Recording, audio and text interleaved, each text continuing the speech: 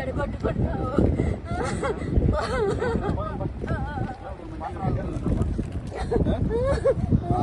నీ కష్టంగా ఉంటే చెప్పు, ఎక్కడన్నా హాస్టల్లో చేర్పిస్తా, అంతేగాని నువ్వు మాత్రం చేయొద్దు. గవర్నమెంట్ జాబ్ కోచింగ్ తీసుకుంటాను, తినకుండా జ్వరం తెచ్చుకున్నాను. అది తెల్ల పైసలకి వెళ్ళింది, లెవెల్ పోయింది. నాది కానీ పెద్ద పని కానీ అని ఇద్దరు వెళ్ళి ఇవ్వడానికి నాకేం ప్యాకేజ్ ఉందని తీసుకోలేదు. పెద్ద అబ్బాయి చేశాడు, ఇద్దరు బిడ్డల్ని నాకు మంచాన్ని పడేశాడు. ఈ సచ్చినోడిను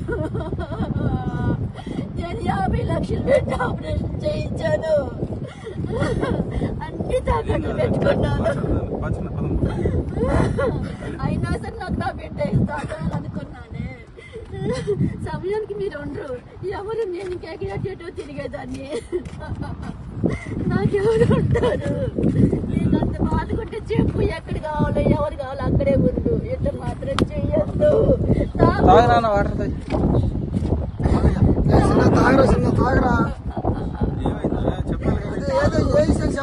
ఏం కావాలో అదే చేసుకో, ఏమి ఎవ్వరం అంటూ పడవు, అంతే. నువ్వు చక్కగా ఉంటేనే మాకు చాలు. నాకెవరున్నారు? అందరూ పోయారు కదా, మీ ఇద్దరే కదా ఉంది.